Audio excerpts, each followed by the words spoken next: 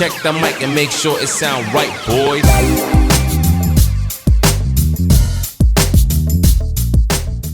His entire, like, the point of the movie is that there's this new doll of Turbo Man, who's a superhero guy, and he's meant to get it for his kid for Christmas, but then he realizes, like, day before, he doesn't have it. So the whole movie is about him trying to get a Turbo Man doll for his kid. And hijinks ensue. That sounds fucking wonderful. There's a bit where a fake mall center... Oh, you gotta be fucking kidding me! Is that a jackhammer? Is that Goldberg? Can you hear that? I can, sometimes. God Ever damn so it. slightly. It's Oh, a genetic fuck this. jackhammer. So, should we wait until it stops? It probably won't. So, welcome. I hate this. Why is it now? Why now, you fucks? Why? What did I do to you? Their truck says, oh hey on it. Oh hey! You're ruining my podcast, you dick asses. I mean, we already ruined the podcast ourselves. We don't need any outside help. Are you I can't go into my living room, because then it sounds like I'm recording out of a tin can, and then now I'm in my fucking room where everything's supposed to be alright, and you're fucking jackhammering across the street! Why? I thought you were done with this fucking... I'm so angry. They've been working on this fucking house for months! For months! And I thought they were done! Oh. Okay, breathe. Fucking breathe in and then breathe out, as humans do. Fuck this. I know. It's gonna be okay, though, because if there's anything that the bitter chatter listeners don't listen to us for, it's audio quality, okay? I cannot... I guess we've started. Hello, ladies and gentlemen. Welcome to the bitterest chatter that I'll ever chat bitter. He's bitter, I'm chatter. Yeah, fucking... And Resident Simp is also here. Yes, Ellie is still in town, which is great. And so they will be joining us for another episode. We don't have like a set theme for this one, I don't think yet. I thought we were gonna do fears. I mean, if you're cool with that, Yeah, why would I not be cool with that? It was my idea. I get. All right, I'm just gonna have to like namaste and accept that this is just what today is. Listen, everybody. Sometimes when you do things, they don't go to plan. But you know what you don't do? What? Things. Then, if you don't do anything, then it won't go wrong. That's Galaxy Brain. Sure. Yeah. Okay. I'll pretend that made sense. And that today's just an ambient episode where the theme of the white noise in the background is a horribly noisy construction area across the street from my apartment. And it's New York, New York, a city of lights and sounds, right? Yeah, except the lights are... The lights are blinding, and the lights sounds are are horrifying. sun, and the sounds are drilling through my head. And I say, ooh. Okay, alright. That was my impression of The Weeknd, in case you couldn't tell. Oh. It was That was blinding just lights. your impression of a microwave. Hey, we got a microwave, we got jackhammers, we got all sorts of noise machines. Yay. So sorry in advance if this is going to bother you, ladies and gentlemen, but it just seems to be what today is. So. Oh, fuck it, no one cares, it's fine. We'll be funny enough so that no one can hear it, it's fine. In the episode where we're going to talk about fear. It'll be fine, because... I have to just accept this. I have to, otherwise it's it going will to be the entire fine. episode. It will be fine. Just breathe and tell us what scares you. I feel like it's getting louder on purpose. Every time you're like, oh, for the love of God, woe is me. And just fucking they crank it up to like 12. Yeah. God damn it. Most jackhammers don't even go to 12. Well, let's start with the fact that we decided that this episode was going to be about fear when I had mentioned to Brooks off air that I had finished watching Neon Genesis Evangelion, the thing that I don't think I had mentioned on air that I had started watching, but you at least stated that you had intent during the television tournament. Exactly. It was a show I had never seen, I knew nothing about, and wanted to see. And this one over here got freaked the fuck out and never finished it. And now that I have finished it, and you mentioned that you gave in after about 17 or so episodes, I wanted to ask you, what was it? Full disclosure, this will include spoilers. So if you don't want to be spoiled on Neon Genesis, if you're watching the video version of this on YouTube, I'll put a time stamp for you to skip this. Otherwise, if you're listening to the audio version, just start skipping ahead, and I'm sure we'll stop eventually. Very, very good of you to to sort that out. You know what? In the post editing, I'll tell people when to skip ahead to. So there you go. So if you don't want spoilers for Evangelion, then skip to that point. Skip to 25 minutes 47 seconds to avoid spoilers. Evangelion spoilers are starting now.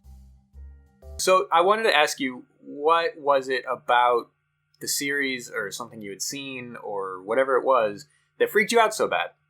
So can we at least agree upon the fact that, like, the way it ends up is psychologically unsettling at, like, a base level? Yes, but the thing is, as I was watching the ending, both the TV ending and the movie, I was surprised by how it wasn't as much the bad ending as I thought it was going to be. Explain yourself. Especially the TV version. Because... The TV version is the one where it ends with everyone clapping, right? Yeah. Yeah. So the premise of the ending is that the dad wanted to essentially, if I'm understanding it correctly, combine all human souls together into one happy mess blob of souls, and that way nobody would be incomplete anymore with their own fears and insecurities, and everyone would just be one happy mess, and human negative emotions wouldn't exist anymore. Well, that's kind of what he wants you to think, but, like, the way... Well, I think that was his intention, whether or not it was going to work. He missed his dead wife, and he was horny. That's what it all fucking was. Like, okay, well, sure. He was very selfish, and he just wanted to see his dead wife again, which, by the way, he cloned into a fucking, like, 15-year-old girl. Not sus at all. I definitely had that theory about 10 episodes in that Rei was a clone of Shinji's mom, but it never actually got fully confirmed. It's just confirmed that Rei is like some sort of test tube baby and has a resemblance to Shinji's mom, which is not like a lot, especially considering at that Rei point you turns just out gotta to be you gotta put two and two together at this point. But Rei also turns out to be like as much an angel as anything else in the series. Like she's a child of Adam or whatever it is. And Lilith, I thought was Lilith, whichever one. Yeah. Like she's not like just a clone of Shinji's mom, like I thought she was gonna be. They probably used fucking samples from both, but it was more that Rei is like one of 50 million Reis. Yeah, that's... I hate that as well, but, like, I'll just go through all of the bits that upset me, like, about Sure. the experience, because, like, obviously, the outsider knowledge of Evangelion is that it's about, like, big, giant robots, like, fighting... That's the surface level plot, yeah. Fighting extraterrestrial things, but people know that it has that edge about, like, psychoanalysis and, like, depression and all of that. Like, you know that at a base level. Yeah. But when you start watching it, you think, where is that? I just see fucking post-apocalyptic landscape with giant robots and cool animation. And then you get introduced to, like, all the characters, and some of them are, like, just funny, some of them are nice, some of them are Asuka. Some of them are Asuka, yes. I hate her. A lot of people do, but a lot of people have the opposite emotion, oddly enough. Really? A lot of people think she's best waifu. No, God, no. The people like to be fucking, like, with mean people. What can I say? People like mean girls. I guess. You know, with how awful she is throughout the entirety of the series, and literally never gets better, by the way, I was expecting... Like, not to say her backstory's not sad. Well, yeah, she's like she's deeply psychologically flawed, as are a majority of pretty much all of the characters. They all have their own fucking baggage, which is, like, terrible and terrifying. Right. And on one hand, I do think the show does something kind of good in terms of character writing, where it's like it's not actually trying to excuse the behavior of any of these characters. No, it just sets up why they're acting in a certain way. Right. It actually goes to the extent of saying, like, despite these sad backstories and upbringings, the things these characters are doing is actually not at all justified. And then you have this, like, bulk of the anime where it's like you have all of these episodes and you get to, like, bond with these characters, like the staffers at, like, Nerve and all of that, and like you have the mysterious people in the chair who are the seal and everything, and it's like Misato and all those people, and like you get bonding with these characters, but then at the ending, everyone fucking dies horribly. Like Misato gets fucking blown up and shredded into 2 different pieces, and then everyone turns into a fucking primordial soup. They all fucking explode, and they're scared and they're terrified. And it's like the entire like concept of what we know as the world is ending for the 3rd time in this universe, and I can't fucking deal with that. It's horrible. It's horrifying. It's and the mental baggage that comes with all of that, like Shinji's problems I can relate to. Like, holy fuck, I was definitely, no. like, extremely uncomfortable with how much I saw myself in Shinji over the course of the series. It's upsetting, bruh. Yeah. It really is. Because at first it's like, oh, Shinji's the baby boy who cries all the time, and then it's like, oh, wait a minute. But then you find out why he cries all the time, and his other problems as well, which don't involve crying, but another fluid that you leak. That was the worst. I don't know why that's in there. Why is that scene in there? It serves a purpose. Does it? I think so.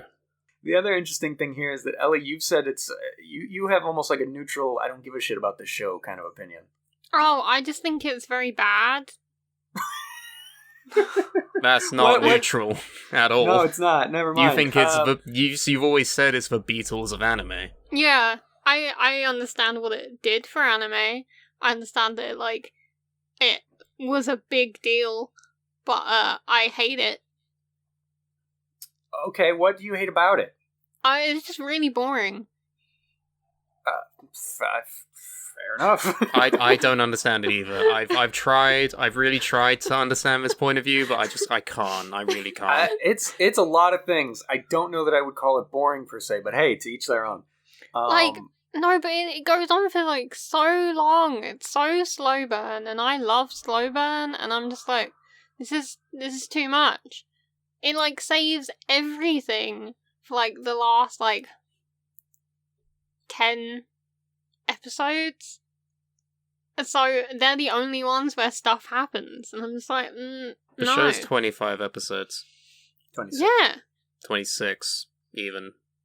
I'd say, just under half isn't a bad thing to burn towards.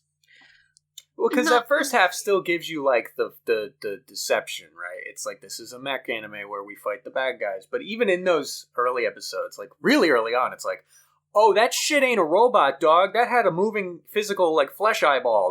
There's some more shit going on here.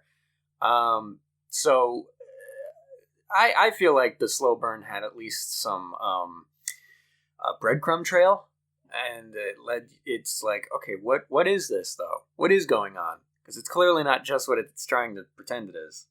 And then it all fucking just explodes in your face. There's scenes that I can't really watch because it just gives me uncomfortable heebie-jeebies. Such as? Mostly the death scenes. So this is all the movie, really? No, there's Kaoru? Is that his name? Oh, Kawaru. Kawaru, yeah. His fucking where his head falls off. I can't fucking deal with that. I can't deal with Asuka's death scene. That's fucking horrible. She doesn't. What are you talking about? Huh? What scene are you talking about? For Asuka? Yeah. The scene where she dies? The character that survives to the end of the story you're talking about? For fucking the bit where she's stuck in the mech and the aliens eat her alive and she can feel it. Oh, okay. Yeah, I guess. That is still... Okay. Yeah? Well, because she's alive at the end. But what's to say who's alive and who isn't at the end? The end was fucked. I guess. Like, they just sat on a beach watching a giant fucking ray decompose, and it's like, where are we? Who are you? I mean, the way I understood it was that... Well, he it's rejected, basically the entire premise of the, instrumentality was that Shinji would accept it and join the consciousness with everybody, but he rejected right, which initially he's doing, and then he decides, actually, no, fuck this. And then pain makes life worthwhile, or whatever he decides, and then what? Where are we? What is this? Is this the world? What is this? The way I understood it was, since he had started the process, everyone's souls got amalgamated together, but now that he's rejected it, there's a line that says something along the lines of, everyone with the will to live will come back. So whoever wants to be a fucked up piece of liquid is going to stay that way, like previous Shinji would have. But anyone who's like, I want to be a physical person again, will become one. Yeah, I guess you remember a lot more hopeful spots than I do, because fuck all of that. So, run me through this. So you apparently have, like, seen the movie or the ending or whatever to some extent, and then you went and watched the show? Yeah. So, what was the moment, I guess, in your head, or it's that like you saw on putting screen? two pieces, or like two halves of a puzzle together. Like, But, like, what was the moment? Honestly, I did a lot of Wikipedia diving, and then I realized, oh god, this is where it all goes to. No, thank you, don't want So it. what about that freaked you out? I don't know. I don't know what you're asking me. Like, I got nothing. It hit me in a place where I didn't enjoy. Okay, fair enough.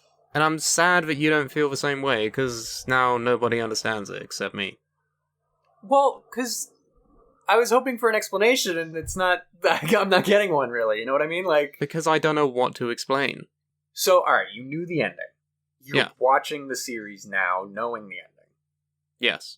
Was there any, like, particular thing that made the ending freaky to you? Like, I don't... That's the part The I don't context. understand. Just the context of the show itself. Okay, so just the ending in context. So I guess what's so disturbing just about the ending? Because, like, the way you explain your reaction to this, like a month-long freak out over this. Yeah. What was it about this concept that caused that sort of, like, visceral reaction? Like, just walk me through what scared you about it. The idea of everything just ending. Like, Okay. that's the end. That's it. Nothing beyond that. It all Alright. just, no matter what you do, no matter what happens in this show, it all coalesces into this fucked up ending, and I don't like it. I don't know what to tell you. That's just it. No, that makes sense. Now that you at least said that much, like, that makes sense. And yeah, I guess when I saw the ending, that was kind of what I was saying before, is that, like, I was expecting a much darker, like, nothing good came of this type of ending, which I was surprised when that wasn't the case, and there was some glimmer of, like, oh, well, I mean, the people who want to live can still live because Shinji made that choice. Is it still really dark? Absolutely. What was some of the shit that got to that point horrifying? Absolutely. That's exactly it. Yes, that's what it is. Sure, I guess I don't care if there's a glimmer of fucking hope. Like, Keiru's fucking head popped off. But yeah, It was horrible. I guess my whole thing is that I still don't really have the full, like, context of, like, what the angels are. Like, it sort of says it in the show, but it didn't fully make sense, because it was like humanity found... There was, like, a dialogue that happened at one point where the blonde scientist woman, Akagi, she was explaining, like, humanity found God, they tried to possess God, and I guess that's Lilith. Yes, I think so. And then God vanished, and then they tried to recreate it, which that was Adam. Yeah. And then they used Adam to make the Evas. But, like... I would need to reread the wiki on this, honestly. I just remember that there's, like, the Lance of Longinus, and, like, that connects to, one of those things. I think Adam there were or Lilith. There were two spears of Longinus, and one belonged to Lilith, one belonged to Adam. Yeah, and then if you connect them to that person, the fucking world ends or some shit. Something about the two of them making contact caused the end of the world.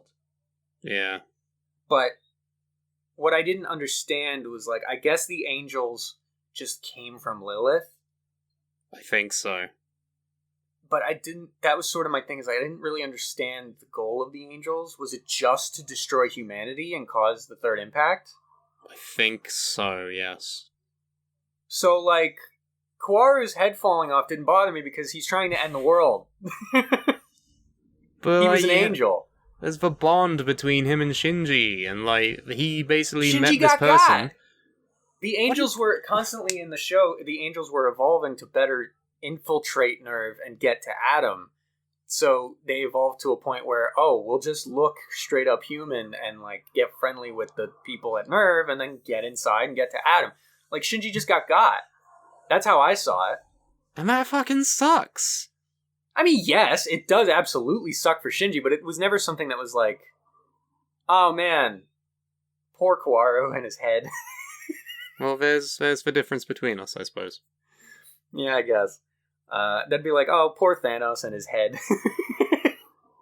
Not to the same level, but okay. I guess. I don't know. The guy was trying to end the world.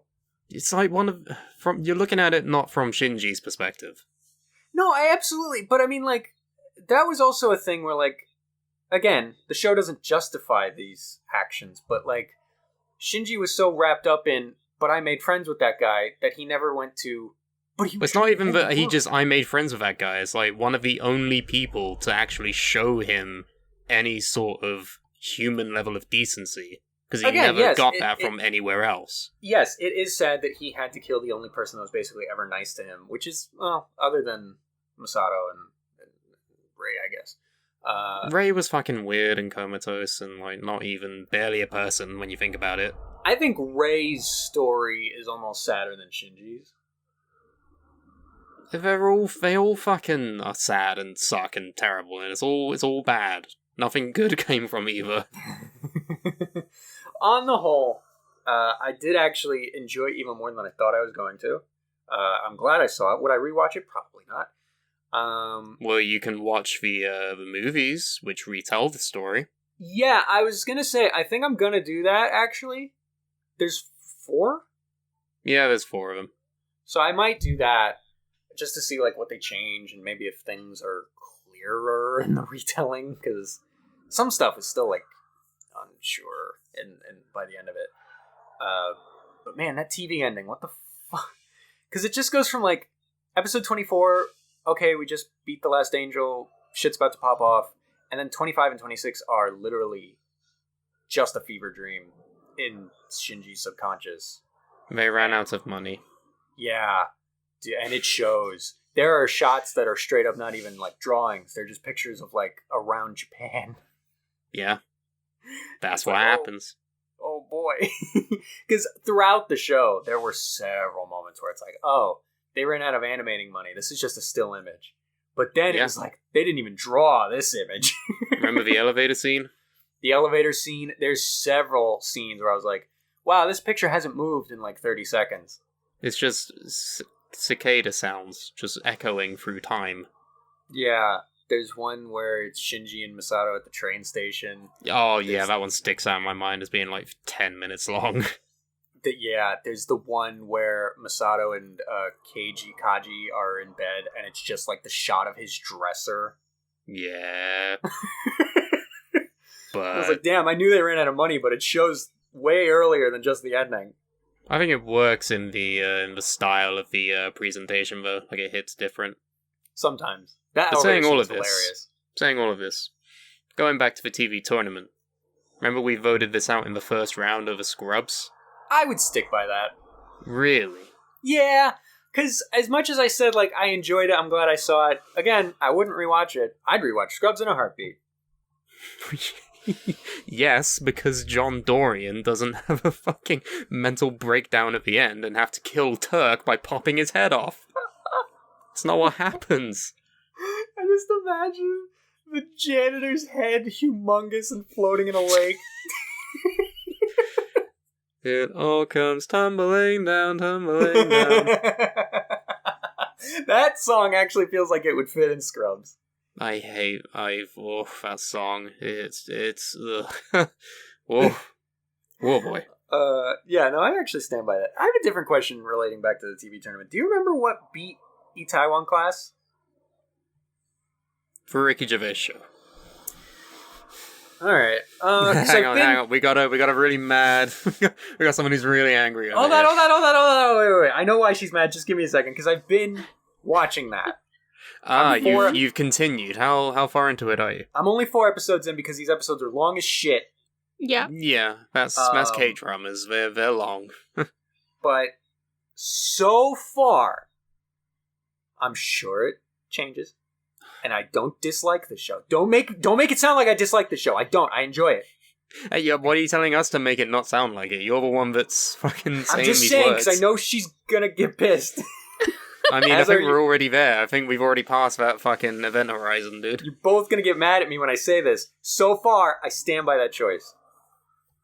I mean, do you not like it? I just said I like it. Then what's the problem? I like Ricky Gervais more. What do you want from me? I think he's only 4 episodes in. Yeah. So now, a lot has happened, but not a lot has happened yet. Remind me, what point in the story are you at? Remind me what's happened so far. Well, I'm having trouble remembering most characters' names except for Park Se-roy. But Park Se-roy. He's amazing, by the way. Yes. The influencer girl. Yeah. Oh, Yiseo. Sure. She's just decided, I want to work for you.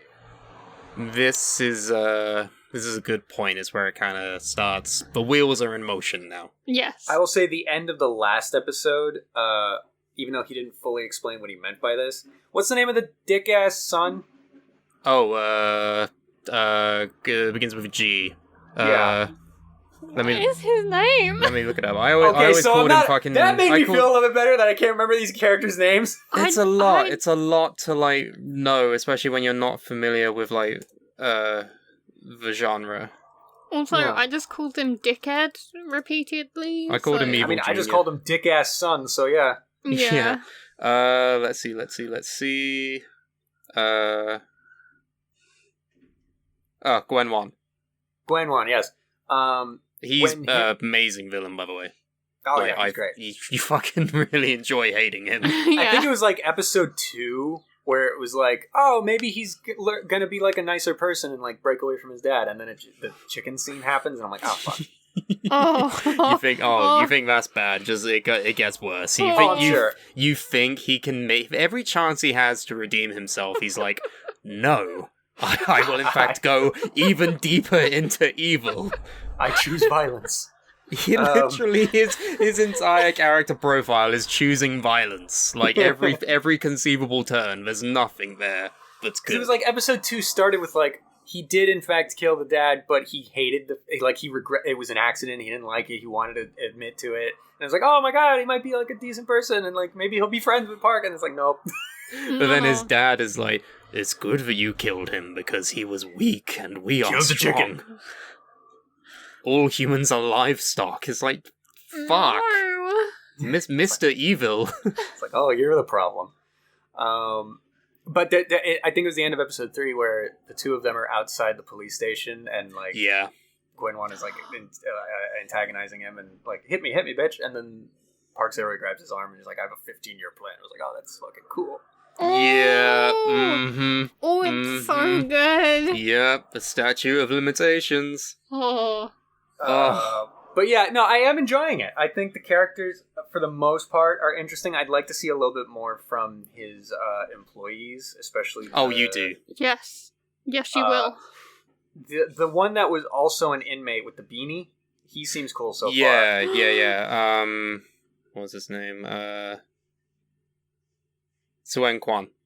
Okay, and then the other one I haven't seen more of yet. Hyun Yi. Sure. Oh yeah, they have a great story. Like these supporting characters, they definitely have their times to shine. Yeah. Cool. Have you met Kim Tony yet? No. I don't know. The black guy? No. Oh, Yeah, okay, he comes in later. Yeah.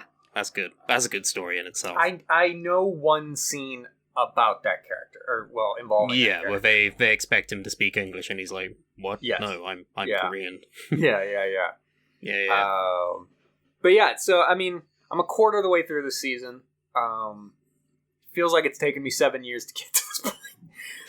Yeah, like the format of K-dramas is that they have long episodes, like and you know what? They're only an hour, but they feel longer than that because it's purely a drama. So it goes a little slow. Not to say like it's paced poorly. It's just what it is. Well, there's moments of levity as well. There's like maybe one or two scenes of like haha funny. Like There was a moment. when he's remember wearing what- a bear costume and he's handing out flyers. I like that one. There was a moment in episode 4. I think it was when the influencer and his crush and him were all getting coffee. Oh yeah. Or maybe it was before this, but there was a scene where basically someone asked, "Do you like her?" Referring to the influencer girl. And I just watching it out loud, imitating Park Seo-rae, was like, "Huh?" Because I was expecting that answer. And lo and behold, that's exactly how he responded. So even though it wasn't supposed to be funny, I laughed at that. Yeah, he's like he's so charming in like his own He's great. way. Yeah. Mm-hmm. I definitely he's absolutely the best part of the show, which I feel like it's been a while since I've been able to say the main character is the best part of the show. But he definitely is. So I am enjoying it. I just You're on like the precipice of like plot starting to like really happen. So 4 hours into a show seems like a weird time to say that, but okay. I mean, like you have to set up the universe and like get all these characters sort of Universe. established. Also, everything that happens in these 4 episodes is very important. It's Yeah. just like exciting things. There's no wasted movement. No, there's like no filler. Sure. That's a good way to put it. No filler. Yeah, All there's just killer, no like filler. absolutely no filler. Everything comes back. I have no doubt about that. I mean, already there's been some recall stuff, but yeah, I do enjoy it. So far, though, I do still stand by choosing Ricky Gervais purely because I enjoy the shit out of Ricky Gervais and that show and all the Carl shit and their dynamic, and That's just fair. it so far.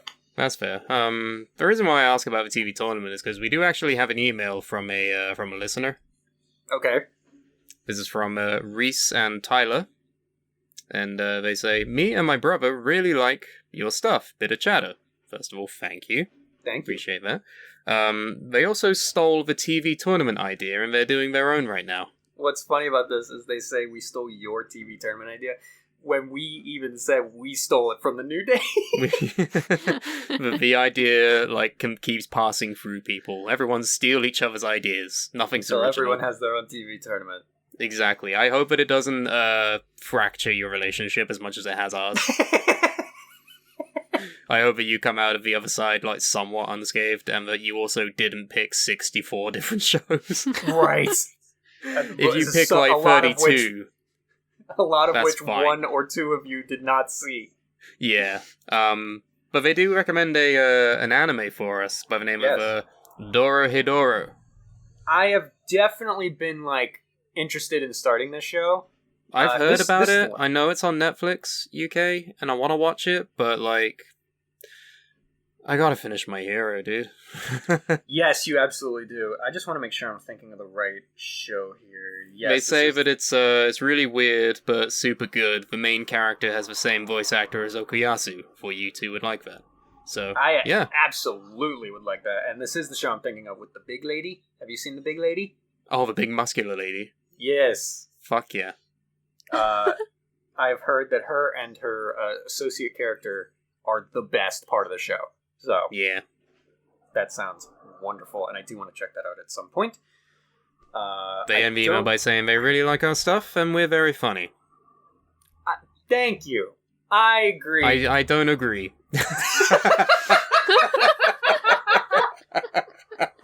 I was going to turn that into I agree that Brooks is funny. So, I that's think hilarious. you're funny, so Well, we shut can just- up. You're both funny. You're funny. No. Isn't Ellie funny? No. Each of us is funny while also thinking we ourselves are not funny. It's a curse. Yes, it's mental illness is what it is. We're all mentally ill. Welcome to Bitter Chatter, the podcast where everyone's mentally ill. Isn't that great? Yeah, thank you for your email. We enjoy the correspondence. Everyone else, what's your excuse? Send us an email. Yeah, absolutely. So yeah, I guess we can just continue off the fear conversation. Yeah, what are you afraid of? I don't know. That's a dangerous thing to not know what you're afraid of. I guess now I'm afraid of the fact that I don't know what I'm afraid of.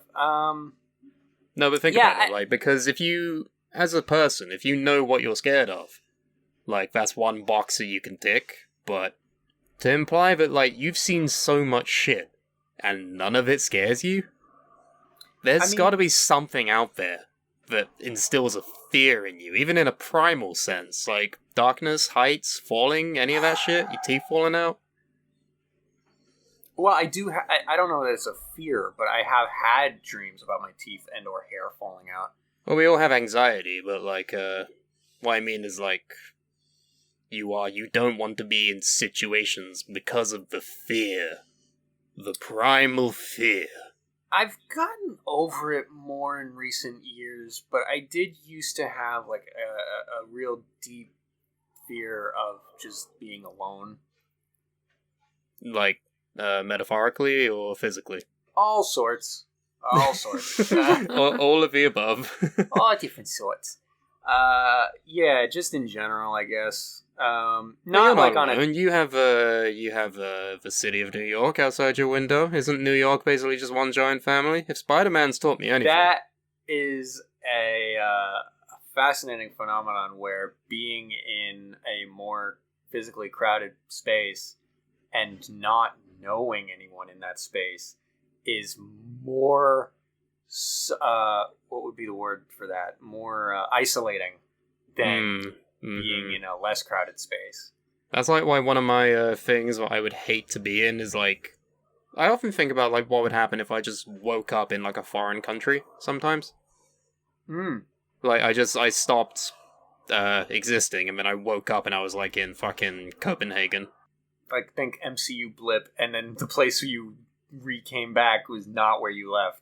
Yeah, like I blipped out in England and then I wake up and I'm in Croatia or something like that. Like no language, nothing, don't know anyone, don't know where I am, don't have any sort of way of figuring out where I am. That is sort of a freaky thing of like not what only the being fuck in a would place, you do? Yeah, like not only being in a place where you don't speak the language, but not even knowing where it is, so you have absolutely no way to figure out where And you then, are. if you make everyone around you hostile and want to kill you, you basically have Resident Evil 4. Oh, ooh, real quick, I started playing that. Man, am I bad at it! Like, Okay, I'm literally not good at the video game. So for context, right, I bought you this for your birthday, Yeah. like 2 months ago? Well, at this point, like 4. No, it was even before my actual birthday, so it was towards the beginning of the year. Yeah, so I bought you for it because Resident Evil 4 is one of my favorite video games of all time. We'll talk about that in the video game episode. But Yeah, I think it's a masterpiece of video gaming, survival Sure. horror, all of that shit. Nothing against the game. I'm just bad What at it. makes you think you're bad? Oh, because I played it and I can't. I'm bad at it. You mean you can't shoot people? Like, you Yeah, can't like, aim? Or... the control scheme is so foreign to me. It is difficult for me to wrap my head around. Well, I And feel like you get sort of a good grasp of it, like sort of like at maybe the end of a second chapter, you know? Oh, I don't know. I literally have not advanced to that point. Where the fuck have you advanced to? The first village. So you found the man in the wardrobe. What? You oh. I'll walk you through exactly what I've been through. Okay, you are like barely in the game. You've just seen I'll the walk title you through screen, basically. exactly what I've been through. Right. The opening cutscene. Yeah. Then I walked into that house and Yeah. killed a man Uh-huh. who had an axe. Yeah. And then several other upset people tried to get into that house, and I crawled out of a window and I shot them dead. Yeah. And then I walked down a path towards a cliff, and then I realized I was going the wrong way. And then I started going the opposite direction, and I found a wolf in a bear trap, and then I myself walked into a different bear trap. Wait, did you free the wolf? Did you free the dog? Yes. Okay, Yeah. good. That's good. I was expecting something to happen when I did it, but nothing did. Well, it comes back later. Okay. I killed some birds. Yeah, there's no downside to shooting the crows because they give you like hand grenades and money. Yeah, a bird did give me a grenade, and I was like, that's not what I expected. Yeah, no, if you a pro tip, if you're ever like in an area with crows, throw a flash grenade, and then that will kill all of the ones on the screen. Oh, okay. And then you can just pick up the rewards. More often than not, one of them will have a flash grenade, so you don't end up losing anything. Oh, neat. And then because what happened was, when I walked into the bear trap, what happened was I found some trees with wire traps hanging from them, and I was like, oh, there's an opening between these two wire traps, and then there was a fucking bear trap in that opening. That's how they get you. Yep, sure is. Then as I was stuck in it, I heard, and some people and some music started playing. And some spooky music started playing, and people waddled towards me, and I shot them, and then I went over a bridge, and then I found a village, and I tried to kill the people that were approaching me from within that village, and then I got judo thrown and died. And that's where I am.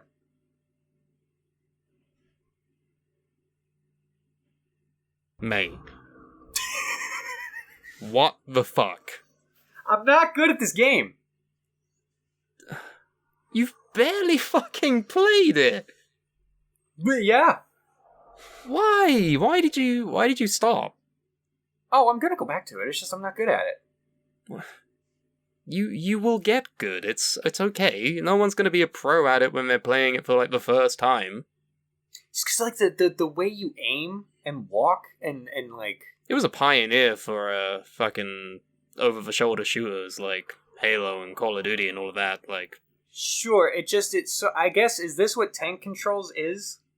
I can't remember if it is, but I think that's mostly for like the first 3 original games where you have like the prefixed camera angles.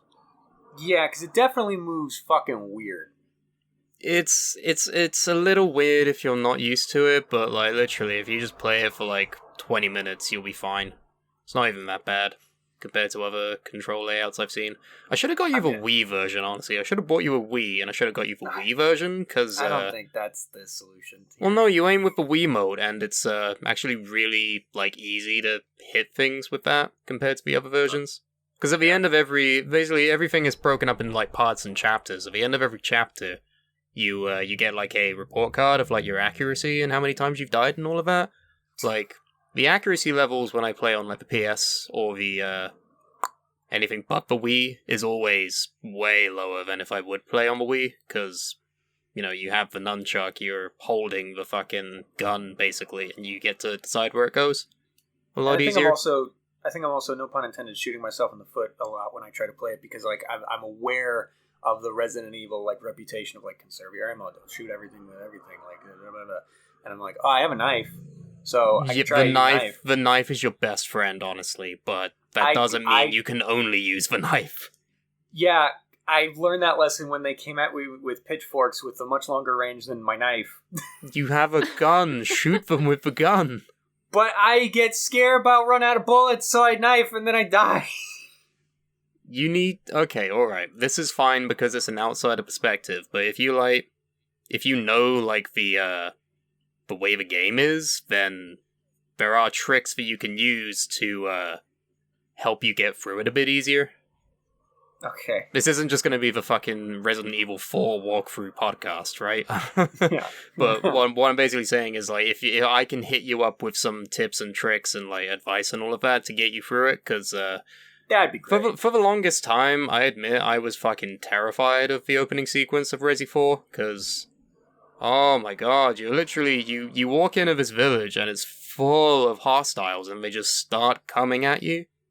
The part that freaked me out the most was that I was fighting the people in front of me as I was at the gate of the village, and then all of a sudden there were people behind me too, and I'm like, oh no, I'm not good enough for this! Yep. But that's when you go into the house, but then when you board up the house, that's when Mr. Chainsaw comes out. Oh, Jesus. Dr. Salvador. He's I fucking didn't even terrifying. see him. You would fucking shit your pants, dude. Great. No, it's great. It's one of the best video games ever made. You'll love it. But yeah, it's a primal fear of like everyone coming to get you, and you are not equipped to deal with that. But yeah, which sort of plays into what we're talking about here. From behind the curtain, you just have to last either 3 minutes or kill a certain amount of them, and then the bell rings. Oh, I thought you had to kill them all, Peter. No, you don't have to kill them all, Peter. Yeah, okay, so you're scared of Resident Evil 4, that's fair. Just in general, jump scares I don't like. And it's not jump even scares because, are like a cheap form of yeah. instilling fear, because loud noises like will get anyone, except if you're Ellen DeGeneres, but like it's really cheap, and like when the whole movie is based off that, it's not great. Like there's more fear to be had in the atmosphere. Like our Earth's atmosphere? Like, No. Atmosphere. Oh. I'm here all week. That was a board game, you know. Atmosphere? Atmosphere. It's one of those VHS tape board games. Oh, wow, okay. So I had a creepy man on the TV telling you what to do. I was scared of that, like, when I was a kid. Yeah, fair enough. Scary man on the TV, and he speaks in a creepy voice, and it's like, oh, move your piece to the crypt, and I'm like, ah. Go to bed before 9. I will, if you say it like that. My god. I get, Ellie, what about you? Well, this is actually, this is an experience that we both shared this past week, because, speaking of Resident Evil. Yeah, we cracked open Resident Evil Village, the 8th one, for the first time. So already, like, we're about 3.5 hours into it. Tall Mama is dead, and so are all her daughters. I really thought, I was surprised when you told me that. I thought Tall Mom was the whole game. No. No. What happens is that, like, you, I don't know if you know much about the Resident Evil 7 plot onwards, but I won't say anything because spoilers. But I know it's mold. It used to be mold, now it's stuff that isn't mold. It's not mold. It's not mold. It's there's werewolves. There's vampire ladies made of bugs. Mm-hmm. And the highlight of our time playing the game was a giant fucking fetus-looking thing that speaks to you, calls you daddy, and if you get caught by it, it swallows you whole. Bearing in mind this is a first-person experience, So you see the inside of its mouth, and then it all just fades to black, and it's like, yummy.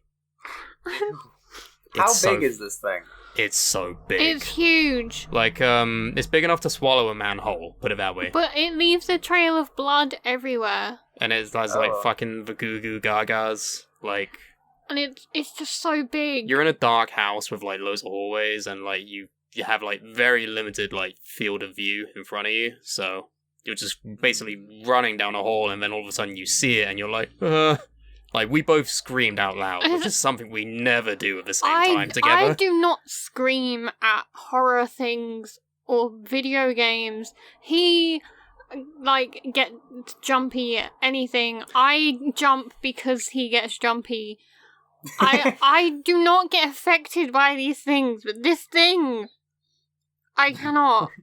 No. It was almost comical at, like, the same time we screamed. Oh. Because we were running down the hall, I stopped, we saw it, and we were like, don't fucking come for us, and then it starts to move towards us, and we're like, ah! But, yeah, normally I'm really bad because I will jump at things, because the atmosphere lends itself to that. So... There's this really cool scare that's in it, actually, where, like, you don't expect it at all, and then it just fucking pops out, and you're like, oh, fuck. But, of course, you expected it, because you were like, why didn't you know that was coming? Well, I mean, jump scares are very easy to, like, look for and anticipate. Generally, the music Good for stops. you. They fucking scare the shit out of me. Yeah. Although, I agree, but... Sometimes that makes it worse for me, because I start to tense up knowing it's coming. The thing is, if I know it's coming, I can sort of, like, brace myself for impact, kind of. That's mostly in movies, though. If it's, like, an interactive thing, like a video game, I'm always like... Like, there are times where a bird will just come flying out of a bush, and I'll go, ah! And you'll start laughing at me. Yeah. Because you're terrible, and you're horrible. But I will agree that video games are way, way scarier than movies. Yeah. Like, as a whole. Yeah, because it directly puts you in the driver. Like, you're responsible for everything you run into. Yeah. Literally. But, yeah, that was a really fun game so far. I wish I had more time to play it, but we've been doing other stuff. Yeah. Any, like, I guess, like, more deep-seated fears for Ellie? Well, I don't want to speak for you, but you have a whole thing about, pregnancy. Oh, yeah. Just, it's one of the reasons why the Resi 8 thing got me so bad. It's because it was a baby. And I hate the idea of a human growing inside of a person. That sounds just not right. Just absolutely disgusting. Makes me want to vom. Even thinking about it. But the human condition where we have to procreate to keep the existence going, that process, terrifying. That's fun. It's the act of growing a fetus. It's the harvesting. Everything. It's the production. Everything from the incubation period to the harvesting. I'm like, no. Cannot deal. Do you really have to use those terms? Yes, I do, because otherwise, if I use, like, the actual terms, then I will freak out. But I hate it so much. But it was like, I feel like I was like, oh, okay, this is a fear I have, until it was a fear I have, but it was, like, fine, until I watched ABCs of Death 2. Mm-hmm. Oh, that is a series of films, isn't it? Ooh. That I have not seen those, but you might have had the show on your networks also, but in America we had this show that ran for about 72 episodes before the universe decided, alright, fuck this. It's called 1,000 Ways to Die. Yeah. Oh yeah, I remember seeing clips of that, and I was like, no, I don't want to watch this. This is horrible. So for anyone who doesn't know about this show, I'm about to ruin your blissful ignorance. It was a show where they went through different scenarios that could kill a person, And the best/worst part about this show is that it was not hypothetical. These things happened. And they would make dramatizations of them happening. Apparently it and went then on for 4 show seasons. it to you. Mm-hmm. Well, some of these are obviously like urban legends and everything, but I remember one. And it was the only one I ever... And at that point, I decided I'm never looking at the show again. This might get gross for some people. I apologize. It was one where there was a slip and slide. You know what a slip and slide is? Mm-hmm. do you Okay. mean like the plastic thing that you just cover in water and soap, basically? Yep. They set up one in their backyard. They lay down the big plastic tarp. They set up the water. They go sliding down it. And when they come out the other end, they're dead because, unbeknownst to them, there was a nail Oh. under the tarp. Oh. And I won't How give big any was more the nail that it killed I won't multiple give people? any more details than that, but they did a fucking CGI recreation of it, and I said, fuck this show. Ew, that's nasty. It's That's awful. really gross. It's not necessarily a fear of mine, but I do have a horrible, nauseating discomfort for particular gross things, mostly to do with the internal structure of a human being. There Oh, were so many- like Mortal Kombat fatalities are like a no-no for you then? No, actually. It's a weird line that I don't even know exactly where it is myself. Talking the about more- 1,000 Ways to Die, like there's a YouTube, not a YouTube, fucking Wikipedia list of like list of unusual deaths, which is like where the series I guess got its ideas from. But some of these are just funny. Sure. For me, the more realistic it is, the more it upsets me. Well, apparently Like, these the are all more- real. Like there's a subsection depending on what time it occurred in, and I'm at the Renaissance period, and some of these are fucking just a laugh and a riot. Let's hold that thought, because I think we're at a good point in the show right now where we can hop, skip, and leap to an ad break. Wait. What? I'm scared of ad breaks. Why? Well, there's, you know what they say, exposure therapy does wonders. So, brace yourselves for this ad. Here we go. Sorry! See, that wasn't so bad, was it? I hated every second of it. Alright, well then I guess it was the worst, but... Well, at least I'm not Hans Steininger. Uh-huh, what happened to him? Hans Steininger, the Burgomaster of Braunau, then Bavaria, Please now Austria. tell me what happened to the Burgermaster. The Burgomaster? Is that it? Burgermeister? I don't know. I don't know which one's better. Burgermeister. Basically, he was a man. The Burgermeister. He was a Mr. man. Beef. He was a man. He was a man who died when he broke his neck by tripping over his own beard. Oh. What? The beard, which was 4.5 feet long at the time, was usually kept rolled up in a leather pouch. First of all, that's hilarious. I would love to have a beard that I can keep in a little pouch. But he, like, I guess, I don't know, he put his wrong foot forward and just broke his own neck. Well, that's what he gets for being short.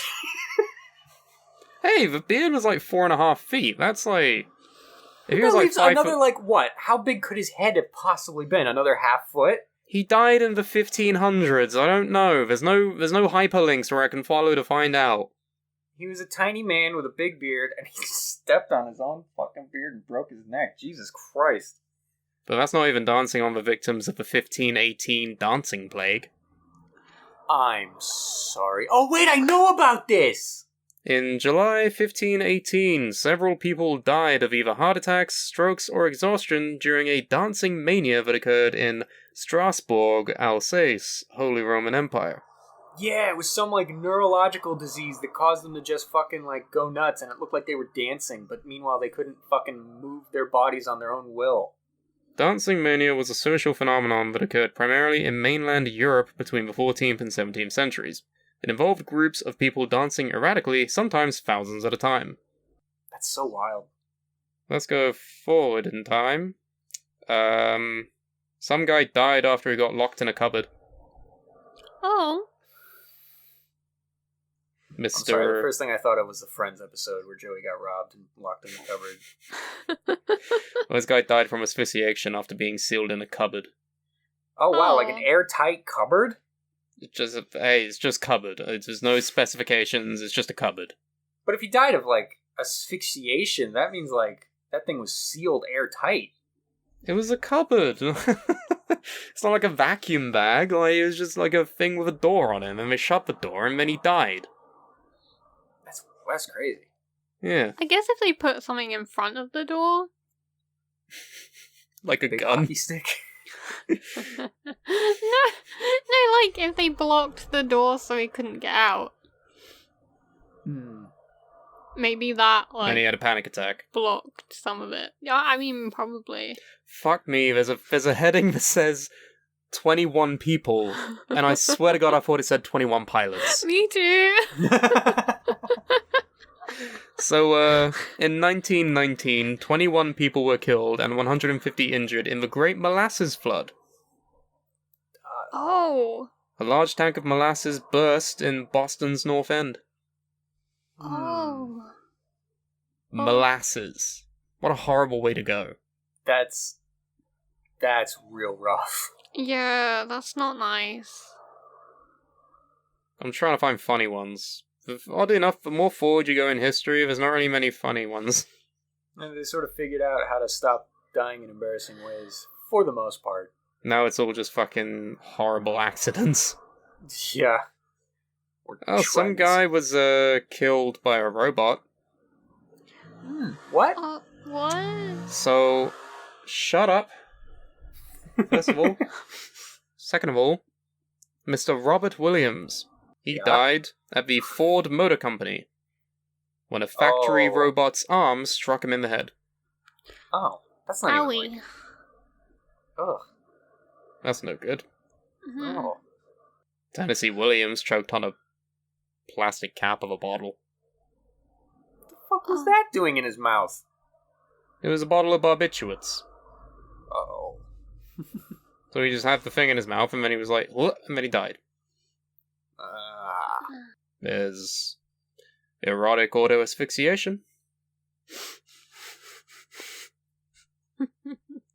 Why does that make you I laugh? like I had like a brain dyslexia moment, and I just caught the auto part and was like, what does this have to do with cars? Well, I don't know if you've seen Death Proof. Or the famous movie Cars. Yeah, I remember that subtext in the Pixar movie about... I don't know. I mean, there's also the movie Crash. Oh yeah, that one movie, Crash. Yeah. Yeah. Bandicoot? No. No! No. It's this movie where, like, people are attracted to their cars and they just start, like... Fucking their cars. Yeah. Oh no. I don't think that's what it is. No. No. There's a... Literally... There's documentaries about autofiles. No. It's a book and it was turned into a movie. The movie was about the crashing of cars. No, there's two. There are two movies called Crash. Huh? Yeah. Hang on. Which No, one am I thinking of? I swear, it's a real thing. Crash movie. There's a 2004 crime drama. Is that the one? No, we're talking about the 1996 erotic psychological thriller film. Yeah. Oh, of course it's David Cronenberg, for fuck's sake. Yeah. Because James Spader is in this? it's based off of a book. That I No, they're aroused by car crashes. Specifically Yeah. crashes. but they like but they just enjoy their cars a lot. Crash is about the strange lure of the auto collision, provoking as it does the human fascination with death and the tendency to eroticize danger. Most motorists will slow down to stare at the scene of a collision. They may feel their pulses quicken and become aware of the fragility of their own bodies. The characters of Crash carry this awareness a step further, cherishing and nurturing it. For them, a car collision is a sexual turn-on and a jolting life force they come to crave. Starring Ultron. Oh. Oh no. You know what? I'm scared of that. What? That idea of James Car Spader, crashes? like, fucking cars. That's my deep-seated fear. Yeah. I mean, there are people that have the fear of, like, artificial intelligence, right? The concept of AI. Yeah. Yeah, like them becoming too smart and self-aware. Well, like the racist Twitter bots. Yeah, exactly like that. Or the movie I, Robot, but yeah. I did not murder him. I did not murder him! I did not murder him. I did not murder him. I did not. Alright, that's an inside joke. Our friend Andy, who we love dearly and would love to get on the show at some point, years ago we were talking about that movie I, Robot, and Andy, in our circles, is infamous for doing horrible impressions of really anything that we ask him to do. And when Most he of his tried to do impressions are just his voice saying things other people have said. and when he did an impression of that scene, his way of delivering the line was literally like, "I did not murder him," and it's just the best. That's all I hear now whenever I think about that movie. And like, I can hear Alan Tudyk in my head just doing the line, but then I immediately hear that voice being like, "I did not murder him." That makes it sound like the scene plays out so much differently. Like, the robot says it the way he actually says it. Like, "I did not murder him," whatever. And then Will Smith, like, mockingly, like, "I did not murder him." Like the fucking SpongeBob meme. Yeah. Yeah. Oh, that's good. But yeah, do you have anything like that? Like, anything based in fiction? Any fears? Based in fiction. That's a good modifier. Because a lot of my because there are fears things that are are like... There are, like, rational fears. Like, sharks. They exist. You could run into one. And then there are fears like... on the street. The street sharks. Yeah, exactly. And then there are fears like a wormhole opening up on 86th Street as I'm walking down the sidewalk, and then I get sucked into it and end up in a turtle dimension where everyone wants to cut me up into little pieces. Like, that's not going to happen, you know what I mean? Like, Huh? shit like that. What are you saying about turtle? I just completely made that up on the spot. That has no basis on anything I've ever Well, you actually said heard. wormholes, like, space fucking scares me. That is true. We talked about this off air once. What is the pillars of what? The Pillars of Creation. Yeah, for anyone who wants to look these up, I think they look cool. I used to think they were cool, but then I figured out the context of what they are, and now I can't look at them without freaking out. I want to see this. Okay. Google, everybody, Pillars of Creation. You'll know what the photo is. Everyone's seen it. This fucking thing. Oh! Yeah. No. No, Why? no. Why don't you like it? Oh, God. Why is it bad? Oh, it's space. It's Why space. is it bad? Okay. This thing that you're looking at right now Yeah. doesn't exist anymore. Oh. Because it was destroyed like 7,000 years ago. Oh yeah, because the light years.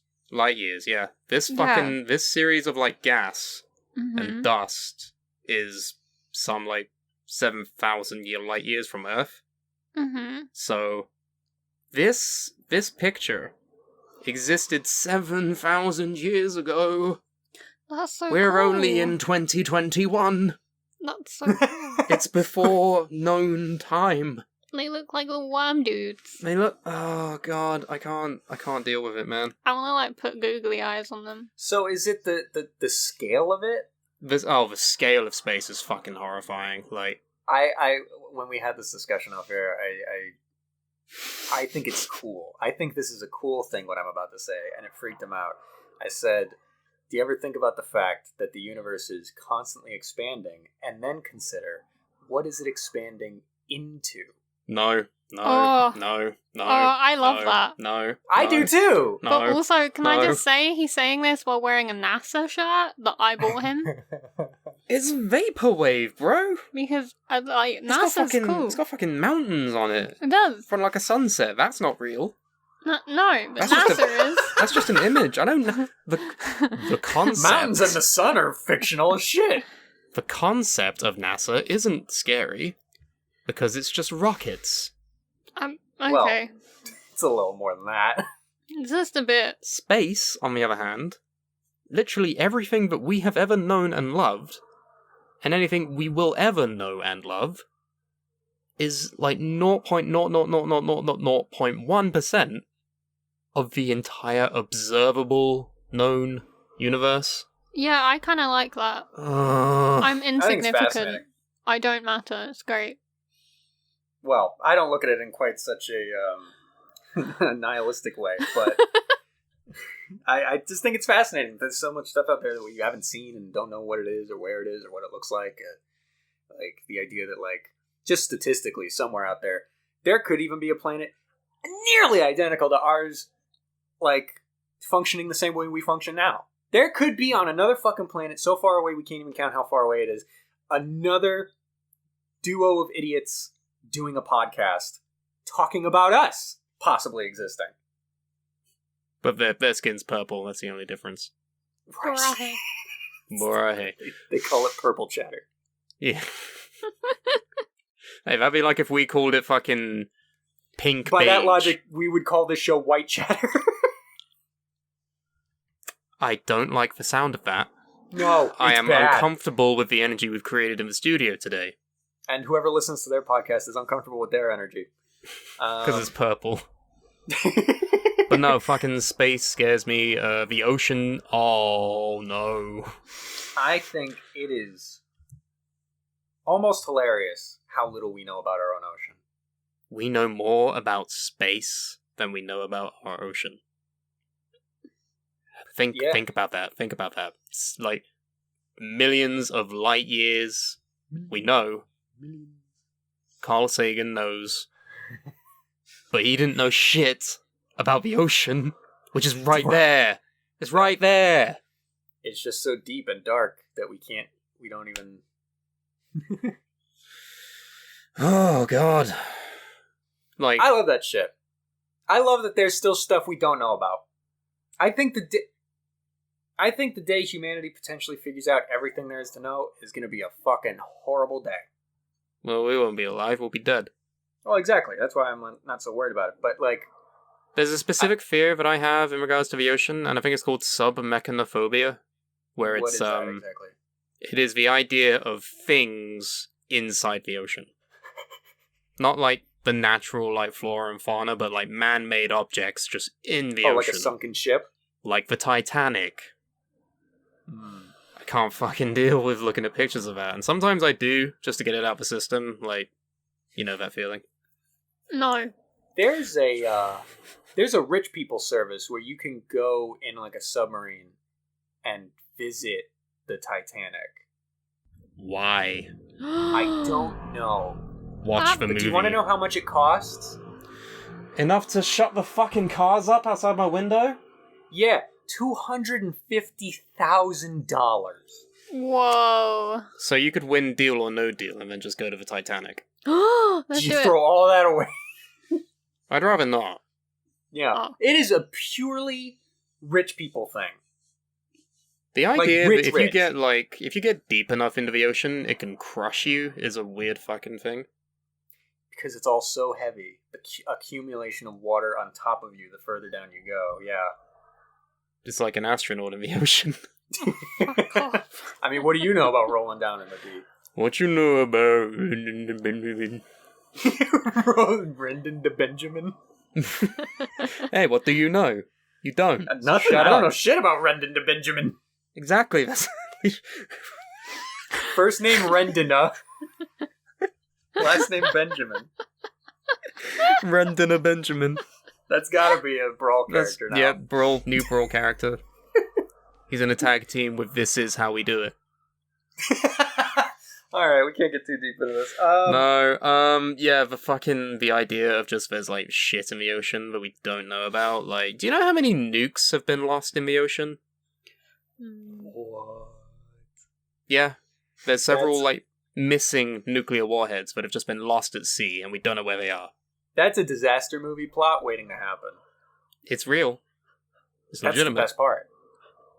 You know what's fucked? What? Ghost ships. What do you mean by ghost ships? Do you mean the movie? Oh, the You mean the thing, Legend the of Zelda things- ghost ship in Wind Waker that you have to get onto to find a thing of the whatever? Shut up. The things that all of these things are based on. The real life ghost ships. I don't know that are they real though? Like when you Yes. say real, Look up the fucking, what was it called? The Mandarin? the Mandalorian. Mandalorian? Ghost ship. Not the movie. Real See? ghost ship. Real ghost ship. Not Yes. dip. The ghost dip. It's 7-bean. What? 7-bean dip. 7-layer bean dip. Are you okay? Ignore me. Flying Dutchman, that's a SpongeBob! That's Sponge. Oh my god, SpongeBob took it from the fucking legend of the Flying Dutchman. A ghost ship, also known as a phantom ship, is a vessel with no living crew aboard. It may be a ghostly vessel, such as the Flying Dutchman, or a physical derelict found adrift. What? I hit the button and now it's all gone. That's it, and it's gone. I just thought Or it was a really physical funny. derelict. A physical derelict found adrift with its crew missing or dead, like the Mary Celeste. Mary Celeste is one, alright, but fucking apparently Resident Simp has a really funny idea. What's it? Hit The it. fact that you know about ghost ships and them being real, but you didn't know about knights. What do you mean? Yeah, just like these ghost ships. They're real. I know about this. I have extensive knowledge of this. But knights that have been just Where's the documentation for knights? everywhere. What do you mean everywhere? I'm not gonna walk out my house and see a knight. Are you gonna walk out of your house and see a ghost ship? Maybe, that's what I'm so scared of! Flawed logic. I was trying to think of the Orang Medan when I was saying the Mandandalang. The SS Orang Medan is a shipwreck in the Dutch Indies. It's a ghost ship. The entire crew was found on it and they were all dead. And also, just random boats keep turning up on the shores of Korea. Oh well, yeah, that's fair enough. Well, no, sorry. They are ships from North Korea that keep washing up on Japanese waters. Yeah. With nobody on them? Yeah. That's that's marked on definitely- that's marked on the Wikipedia as 2011 to ongoing. It doesn't stop. It keeps happening. Yeah, but it's North Korea. I know. North Korea's scary. Oh yeah, that's terrifying. Do you ever try to Simon- Google image search Street View North Korea? You can't. No. Did you know why you can't? Because it's like fucking North Sentinel Island, but with people. Well, North Sentinel Island also has people. More people than 50. More people. It's an entire fucking civilization there. Yeah. And it's just completely sealed off and isolated, and if you go there, you could die. It is kind of wild how they've managed to, bubble themselves off like that. It's I sometimes just look at images of North Korea and I'm like, oh my god, this seems like a different planet. I mean, it is. It is. For all intents and purposes, it is. And it's terrifying. Their leader does not poop. That doesn't sit well with me. It's because he ate so much cheese and got gout. Yeah. I- Gout, diabetes, high blood pressure, and all of the above. Was that the current guy or was that the last guy? That's Kim Jong-un. Yeah, okay. The headline was Kim Jong-un not ill. That's right. Because he was healthy. That's right. Yeah, I get these fears. It's just for whatever reason, conceptual stuff like that doesn't hit me like that usually. My fears are all more introspective and personal. I'm afraid of dying alone. Yeah. That and I'm afraid of dying, period. So I'm no one to talk to. no. Sometimes if I think too much about the idea of because nobody knows what happens when you die. Nobody knows what happens when you die, and anybody who does, this is not my own line. I'm stealing from someone else. Anyone who pretends to know what happens after you die is psychotic or selling you something. But the prevailing theory of what happens after you die being nothing, that can freak me out if I think about it too much. Yeah. Yeah. The idea of it just stops. Nothing. And it's not even like being in a dark, empty room because it's nothing. It's not perceiving anything. That, if I think about it too much, will start to freak me out. I am going to throw up. Yeah, you must have a panic attack. Maybe, yes. Okay. Changing gears a little bit. You know the... I thought you were gonna say changing rooms scare me. I mean, they scare me. You're a woman. You should be scared. No, they scare me different because I worked in a clothing store for a month. A whole month? The things. How did you survive? The things that happen in changing rooms. Yeah. Are disgusting. Cameras and shit. No. We found so much poop. I was there for a month, and there was so much poop all of the time. One time when I was working at Burger King, I had to go clean the bathrooms, and underneath the urinal, I found a "What Would Jesus Do" pamphlet. It's not at all related to what you were saying, but when you said poop in an undesirable location, it just reminded me of that. So sorry for interrupting. That's great, though. What would Jesus do? What would Jesus do in a urinal? Would he go to the urinal? Would he use a stall? Dunno. I imagine he doesn't need to pee. I mean, What? maybe he just likes the feeling. Sure. I've been overwhelmed by like 2 different reactions to what I just said there. Carmine was confused, and you were like, maybe Jesus has a piss kink. I mean, yeah, you know. No, I don't know. What are you talking about? It's that day-to-day life shit. Yeah, I might be into it. Bonk, alright? What? Jesus can do what he wants to do. He's Jesus. This was the fear episode. There was... What was I going to say? You know the thing of like... you're not supposed to care what other people think of you, right? That scares you? No. It's... What scares me is the fact that I don't think there's much I care about more on this earth than what other people think of me. I think you're cool. I also think you're cool. Thank you both. You're my friends. You're supposed to say that. No, but like We've been scripted to say this. I have no contractual obligation because I'm unbelievably honest. I think you're really cool. Thanks. Yeah, it's just the social anxiety, I guess, is a good way to like frame this. Social thought. anxiety is so stupid that it exists. Like, why does that have to exist? Yeah, why do our brains have this hole in them that just is like, oh no. Oh no, everyone on the bus hates me. They know me. Oh. This person is a person like I am a person, but because they're not me, I don't know what to do. You ignore them. Literally, my whole life is just ignoring a majority of the people around me, like, that exist in my space, and it works. Works to what end? It works if I don't think they're real, then, what's there to be afraid of? Yeah, I guess, sure. Besides nukes in the ocean and fucking ghost ships. Yeah. And space.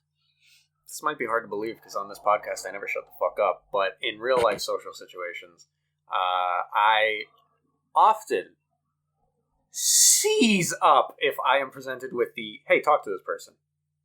I don't know. My brain stops. Yeah, I got nothing, Chief. I got nothing for you. Sorry, I failed. It's not happening. I got nothing to say. My brain came up with zilch. There's a way we can work around that. What? You just need to have like a prepared script for whenever you meet someone new. wait, hold on. I need to prop work this. Why are you prop working this? So just present yourself as if you're a person I'm meeting out in the wild. Hello. Oh, hold on. Sorry, I have a thing for this. Hello. Hello. Hi. Shit. I wasn't prepared for a second. Hello. Are you okay? My name is Carmine.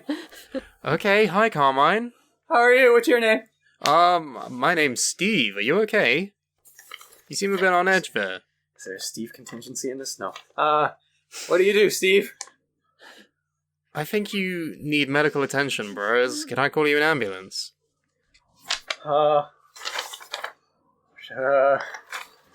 Sure. I don't want Yeah. to be rude and decline your offer. So, Okay. sure. Alright. Let me just get my phone out and call an ambulance. This is usually how my day-to-day interactions go. No, but when I'm in like a social situation and it's like I am aware that the common social thing to do is to speak to this person. My brain goes into maximum overdrive and stalls out, and I try so desperately to think of something to say that I just come up blank and say nothing. I think you maybe took what I said too literally when I said that you need a script. Well, that was a gag. You're a gag. What I mean is Thanks. that you should have, like, just something that works for everybody. Like, you can, like, say, for instance, my go-to is asking what someone's favorite movie is. Okay. Because then I can always get a conversation out of that. What if they say, like, Pulp Fiction? Well, let's trial this out, okay? Hey, buddy. Hey, how's it going? What's your favorite movie? My favorite... Hang on. I feel like we're doing this wrong. No, don't question it, Steve. Don't ask how I already knew your name. Who are you? I'm calling the police. How'd you get in my house? I saw your Shrek DVD, Steve. 911. Hello. I'd like to report a crime, please. I'd like to report a social crime. I would like to report a crime in progress right now. I'm currently being assaulted. Mentally. Like, okay, let's try this, okay? Right, well, let's pretend we're already a couple minutes into a ice-breaking conversation. We've already introduced names. Hello, how you doing? I'm Steve. Oh, you're Steve? You're Steve? My name's Bill. Hi, good to meet you. Nice to meet you, Bill. Fun party we're at? Yeah, I know, it's pretty good. But let's forget about that for a sec. What's your favorite movie? Do you watch movies? I do occasionally watch a film or two, and my favorite one would be Iron Giant. Hey, I saw that, like, years and years ago. I think I remember enjoying it. Remind me of the plot again? It's a family film animated where a robot falls from space, finds itself in this little town somewhere in America, I forgot where, and befriends a little boy named Hogarth, and the government tries to capture it and think it's a Russian weapon or whatever, and the boy teaches the robot about humanity and souls, and it's fantastic. Oh yeah, wasn't he voiced by Vin Diesel? Yes, who I think Vin Diesel. Every actor has a specialty, and I think Vin Diesel's specialty is voicing large animated characters with limited speech capacity. Do you know that Vin Diesel isn't his real name? It's Vincent Diesel, isn't it? No, his name's actually Mark Sinclair. Wait, really? Yeah. How did he come up with Vin Diesel? I don't know, he likes cars. And And wished his scene. name was Vin. See? Scene. That's how it's a legitimate icebreaker. Yeah, that's perfectly But I've viable. tried this with, like, every single new person who comes into my work, and I fucking hate every single person that has said, "Oh, I don't really have a favorite movie." Oh, come on now. Panic. Oh my god! Seriously! With the cars! And then you have to default to, oh, nice coat.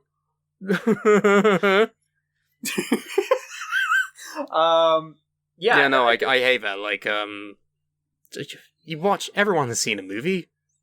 Yeah, it's a weird thing to, like, come on, man. Hey, Ellie, Hey, what's your favorite movie? probably Nightmare Before Christmas. See? It's easy. Fuck. Like, it's very hard for me to pick a favorite movie, so I was just going through, like, 5 different options in my head and just picked one. You could have also said Donnie Darko. Yep, You could have also said Hellraiser. yep. You could have also said A Clockwork Orange. Clockwork Orange. Could have also said Corpse Bride. Could have said Bambi. Could have said, One of these things is not like the others. Yeah, that's fair taste for you. Are there any movies that have scared you? I mean, just in the, like, Or any imagery scenes sense. from movies that have scared you? Like, even as a child, where it's like probably shouldn't have scared you as much, but it totally did. There's one. The thing is, I don't know what movie this was, because it was just like, okay, I'll walk you through this scenario. Okay, we might actually have a breakthrough moment here, because I know a lot of movies, so please tell me. I really doubt you'll be able to know what I'm talking about based off the information I remember. So I went into the kitchen as maybe let's say 8-year-old boy, went to get some cherries, because I like cherries. I got my bowl of cherries, sat down at the dining room table, which had a view of the living room and the television, and I look up as I was about to start eating my cherries, and I see a woman, and she's looking blankly off to the side, and just blood starts spurting from her mouth, and I went, I'm not supposed to be here right now, and also the fact that I'm eating cherries while looking at this, it just was like a weirdly creepy combination, and I still remember that. And Any ideas? I have no idea. When you say it started spurting, was it like a fire hose, or...? No, it was more of like a, a leak. Oh. But a heavy leak. Like, it wasn't just a little bit. Movie where woman leaks Dude, it's like, it could be 1,000 different things. mouth. I think she had light brown hair. Long. Was it perhaps, The thing is, even if you guess it correctly, I won't know. Oh. I have no idea what the movie was. I don't know what we're doing here. Tell the viewing audience about our experience watching, Carrie. Oh, so we decided to watch the remake of Carrie because I enjoy it. And Sam could not sit through the opening scene where she gets her period. And we immediately had to turn it off. Like, immediately. Well, no, I wanted to continue, like, because I knew you enjoyed it. This is, like, early on in the relationship, so... I asked you repeatedly, do you want to stop? And you were like, and I just had to be like, no, okay, right, we won't. I was speechless. It freaked me the fuck out. I couldn't do it. I don't know why, but it just evoked a reaction in me that I couldn't deal with. Was it just the imagery? Well, there's a lot of context that's involved in that scene where it's Carrie is like the outcast, like bullied girl who doesn't have a lot of experience with like being a woman and sexuality and all of that because she doesn't know it's her period, basically. Right, yeah. And she thinks something's wrong, and she like goes up to her like PE teacher because this happens in like the locker room in the shower. Yeah, and she goes up to her like PE teacher with like blood on her hands, and she's like, "I don't know what's happening. I'm dying." And like all of the kids that are there start laughing and like throwing tampons at her while she's just like in the shower. Right.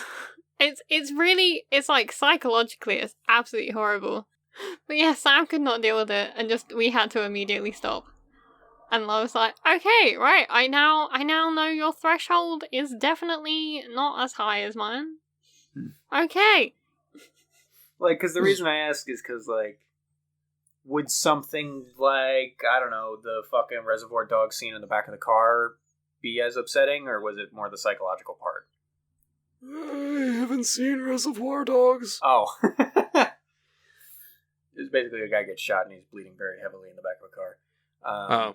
Is that like that bit in Pulp Fiction where the guy gets shot in the back of a car and his head explodes? Not quite as direct. Like, the guy doesn't die right Shot away. Marvin in the face. Yeah, it's not like, because that scene's almost even played for laughs, but like... Oh yeah, 100%. The Reservoir Dogs scene is not. It's just like a guy bleeding heavily in the back of a car. I don't know. Blood's fine, I think. For me, like I was saying earlier, the more realistic something is, the more it freaks me out. Have either of you ever seen the movie The Revenant? No. I know what happens in it, and I thought, nah. Yeah, that's a good call, because for anyone who hasn't seen it, there's a scene very early on where Leonardo DiCaprio's character gets mauled by a bear. And that's not the scene that bothered me so much as the following scene where he's just laying there after being mauled by a bear. And the sights and sounds of that scene got me to the point where I had to get up and leave the theater for a few minutes. But he lived. He was fine. Well, yeah, it's not about him living or dying. It's just the gruesome realness of it. Reminds me of a TikTok where a woman pushed a bear off a wall. I just saw that this morning, actually. Yeah, that was fucking boss. Fucking first round draft pick in the fucking NFL. Holy shit. But yeah, it's you know, that stuff definitely like upsets me. I don't know if it's a fear for me. You were scared of bears. Sure, we can say that. That's a sensible fear. You know, do you remember that nature documentarian who accidentally recorded audio of himself being eaten alive by a bear? I know of it, yeah. Yeah, that's fucked. Yeah, not a fan. The existence of... Well, I suppose this qualifies as lost media. That can give me the heebie-jeebies sometimes, depending on the context. Depends what it is. Well, I mean, something for us, like, the Phantom Blood movie. What? This qualifies under scary? No, let me elaborate. So, JoJo's Bizarre Adventure Part 1 is known as Phantom Blood. Yeah. The anime adaptation from David Productions ran for 9 episodes? Yeah. And that was in 2012. Yes. Right. In 2007, I want to say? I feel like maybe 2005. I'm pretty sure it was 2007. It was coinciding with an anniversary of JoJo's Bizarre Adventure in some description. And they decided to make a movie, an animated movie about Part 1 Phantom Blood. And so it was screened in only a small amount of theaters, and then the first 15 minutes or so of this movie is available online, but the rest of it does not exist. Yeah. There are no copies, there's no video, there's no images. It's completely lost media. Yeah, and I think the reason I thought it was so much earlier is because that animation style looks like something out of the 90s, but... It wasn't good. It was It's not a too good movie because it skipped out a lot of important things, it left out characters wholesale, and no one really liked it. Yeah, no, not a great adaptation. But the concept of having something that is lost completely, like something that was once recorded or had the ability to be recorded and was never released, it's just somewhere, but we don't know where it is. Whoa. This is completely That's creepy to me. Yeah, I guess I would never think of something like that as creepy. It's again Like, imagine if we made like a television show, and then it was wiped from existence, but only we knew about it.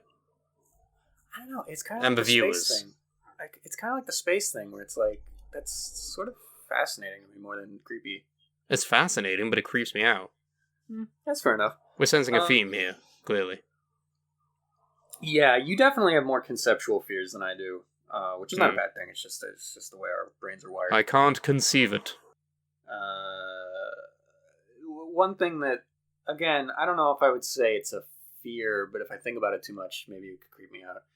The idea that during psychedelic experiences, some people have reported like, oh, I saw different fucking dimensions and shit, and I think that's like they're actually like going somewhere else. Like, it's not just a hallucination to them; they actually went somewhere and like saw something beyond normal comprehension. Like, just thinking about not necessarily the idea that they're right and they actually saw that, because most likely it was just a fucking chemical reaction in their brain.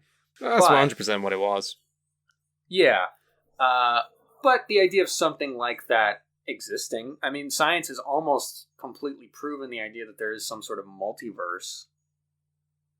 Like, multiple universes exist. So... Like fucking comic book shit?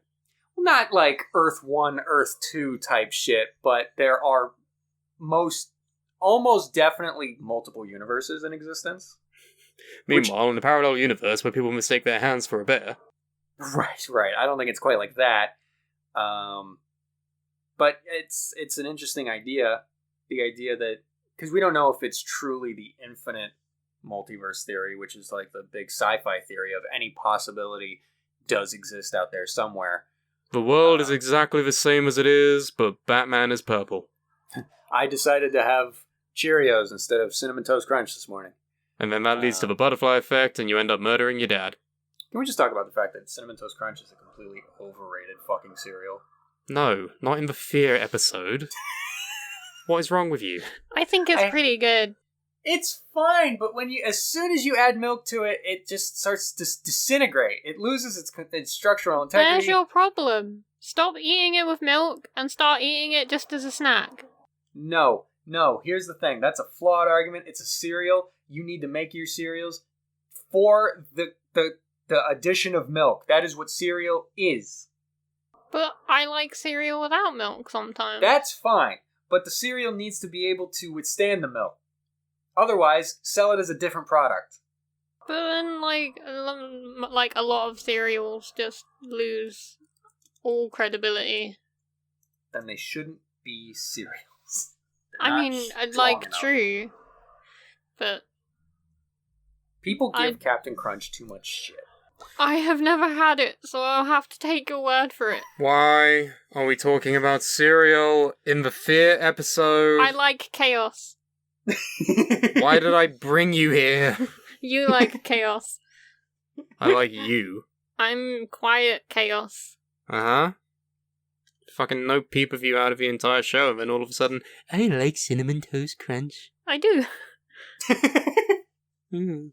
Good for you. But yeah, there's some weird phobias. It's okay. We could get into this. What are some like unique phobias? Fear of peanut butter sticking to the roof of your mouth. To be honest, that's a horrible feeling. I'm not scared of it. Yeah, but I get it. Also, why are you having that much peanut butter? I like peanut butter. The name is Iraqi.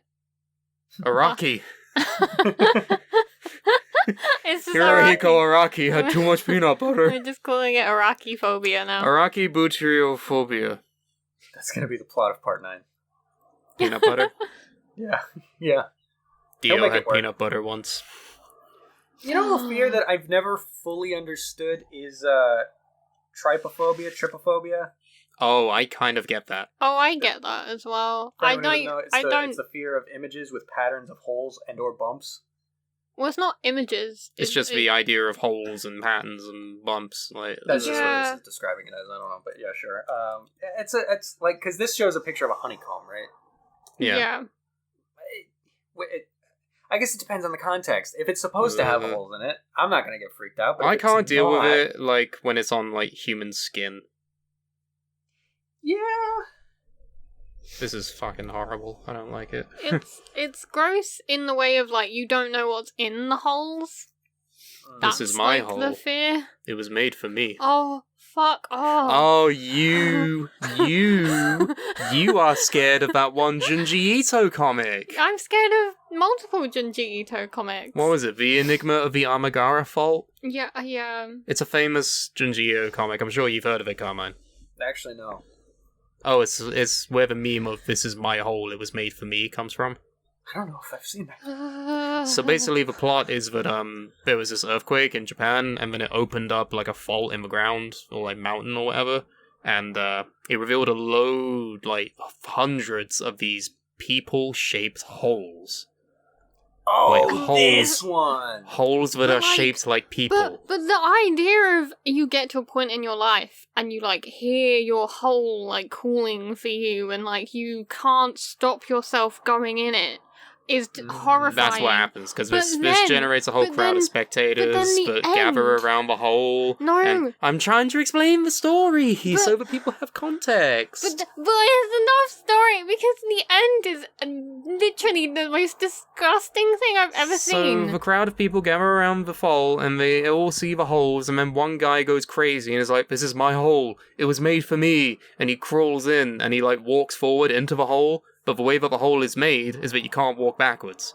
You can't get out. No. So you have to keep walking forward. But then they find the other side of the mountain.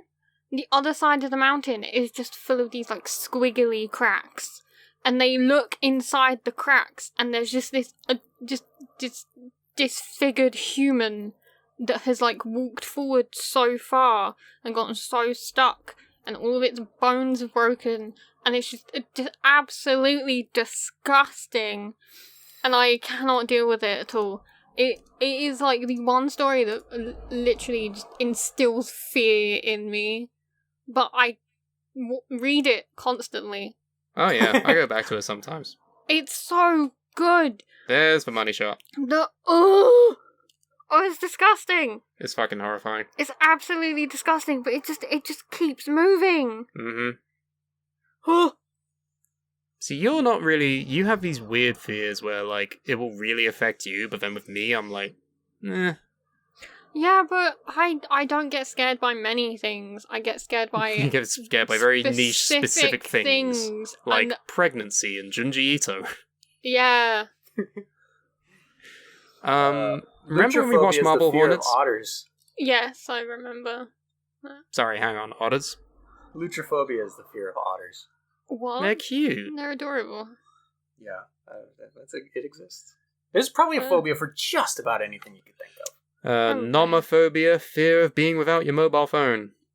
Oh, I have that, but it's because like I fear not being contactable. Well, that's a different fear. I'm like, oh no, what if someone needs me and I don't have my phone? It's horrible. Here's a fun one. Genuphobia is the fear of knees. You have a fear of feet, don't you? I mean, it's not really a fear, it's more of a strong dislike. Okay, we've been together for how long? Almost 8 years. Almost 8 years. I can probably count the amount of times on one hand that I've touched your feet. Yeah, but I don't like people touching my feet. I can now deal with you not having socks on. Oh, good. Nearly 8 years in, I'm glad we're at that point. Yeah, I mean, to be honest, only like 3 people on that list of people I can deal with not having socks on. Your feet are gross anyway, so I kind of get it. Exactly, they're but, like, absolutely you used to disgusting. freak out whenever I would look at your feet. I hate people looking at my feet. Don't witness me. Stop it. It's my foot. Yes. But also, everyone I think has two. Not also, everyone. It comes from a place of I'm a very small person. I have very little feet. I know that people fetishize my feet. I keep saying you can make money off it. I don't want that though, because it low-key makes me feel uncomfortable. Not low-key. Fucking high-key. But I just like, there'll be instances where I'll be in like public and I'll be hyper aware that someone is looking at my feet because my feet are small. There's a fear of the figure 8. Oh. Octophobia. 8. 8. Fear of belly buttons. Fear of belly buttons. Omphalophobia. Do you think Gerard Way has ephebophobia? Yeah, I think he does. Which is a fear of adolescence? Ah, yes. They say that teenagers get a living shit out of me. They could care less, I have ephebophobia. And then there's phoebephobia, which is fear of friends. Yes. Yeah. Oh, fuck you, that was good. Trying to see what else there is here. There's fear of teenagers. Pogonophobia, fear of beards. That's not very poggers. No, it's certainly not. Fear of mirrors. Fear of ugliness. That goes hand in hand, surely. Yeah. That's why I don't have mirrors in my bedroom. Fear of gravity. Barophobia. Oh. It's fate. How do you deal with that? That's life. You don't. Don't think about it. Don't let it set in. Because, a fear of bears. Just, alright, you can avoid bears pretty easily, actually. Fear of gravity? I guess if there's, too much of it. What does that mean? You get crushed. When does gravity ever increase? When you go in the ocean. We've talked about this. And you're rolling down in the deep. And I call that mental freeze, because your head gets crushed if you go too below.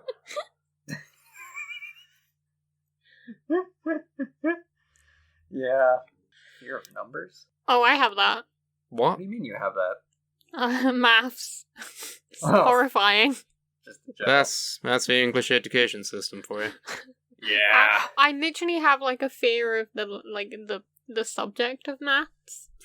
Because I mean, Does There's this mean also- does this mean you'll have a panic attack if I show you the Scott Steiner promo? no, that's hilarious. But like, got a 66 and 2/3 chance percent of winning. Ah! I think actually what you're describing probably goes more into like the fear of failure, which I saw on the list, but I forgot what the name was. 'cause I forgot. mine is literally just the fear of like maths as a subject because it was traumatizing for 2 plus me. 2, that's 4. Minus 1, that's 3. Quick maths. Quick fear. Hello? Hello. Something outside happened so loud it sounded like someone was knocking on my fucking door. Hi. It's Bill and Steve. They want to come in and talk to you about your favorite movies. Oh, God, these guys. Bill and Steve. They're not the best conversationalists. They try. They try, but God almighty help them. Yeah, I don't remember what I was going to say. It's the fucking I'm just knocking thinking, about I'm doors. just thinking, Bill Dude Man and Steve Man Dude. It's basically them. Yeah, Hey, Steve, what color is a lemon? same color as an orange. So stupid. Dumbest. I didn't even know what was happening, and you were just laughing, and I was like, okay, I guess we're rolling with this. It's like the complete dissection of a joke and like throwing a couple of the pieces back on the table. Yeah. like scrambled up, and it has some vague resemblance to the original joke. It's like, for Uncle Mo, here I am. This'll be a treat. Yeah, just like repeating lines senselessly. Thank Like, you, ma'am. Why This'll be a eat? treat. Uncle Mo, here I am. Thank you, ma'am. Oh, Here I am. Uncle Mo. Ah. Thank you, ma'am. I'm gonna dissolve. Yeah, all right. So, do we want to kind of like, do we have any like final like stamps to put on this kind of fear conversation? If anyone listening to this uses this as fucking blackmail against any of us, you're a scumbag. I mean, yeah, yeah. Talking about my fears has always been a bit of a like weird thing for fear? me because not a fear, dickhead, but like dickheads in school. Whenever I would say, "Oh, I'm scared of this. I don't like that," they would instantly fucking bombard me and email me pictures of fucking space. You can laugh. Yeah, don't You're do allowed that. to laugh. It's fine. But for me, fucking hated it. Sucked ass. Don't fucking email the podcast with pictures of fucking Hubble telescopes. Not even the space. Titanic. The things that look at space. Right. Can't deal with it. Yeah. Obviously, dick move. Don't do that to anybody. In general. Open It's up. What are your fears? What are you scared of? We will let Matt Sennons die. You all right? You You really good? did. You just kind of like No. froze up there, bud. Your 'Cause brain just stopped. I was trying to say something, but then I realized my mouth didn't match what I was thinking, so it just stopped. You had no think. I have no think. What's that? It's that TikTok audio. It's a 21 Pilot song, but they cut out some lines. So it's the original thing is nobody thinks what I think, and then they just cut it up to no think. What song is that? Oh my god, which one is it? It's from Blurryface, isn't it? Or is it Vessel? I don't know what, my brain is not. Nobody thinks. Nobody thinks what I think. I just love how he says it in like the whiniest voice possible. Nobody thinks what I think. That's That's Tyler. just Tyler's voice. Kitchen Sink. That's from... Oh yeah, it is. What album is that from? Regional at best. Oh, Yeah. Okay, that's early. That's early 21 Pilots. It's the best album. It's regional at best. It's when there were still only 18 pilots. That I'm joke wasn't sorry. funny and you suck. I'm sorry. I thought it was funny. Well, you laugh at random shit. This is one of my fears. Bombing. You deal with that every time we record. Oh. I was gonna continue that, but Ellie's little "aw" just completely like We're gonna miss having you on. You bring a third dimension to this podcast. I don't think I do. I was silent for half of it. Not really. But then you piped up and you made fun of me and you made everyone's day. I guess. I suppose. Shut up!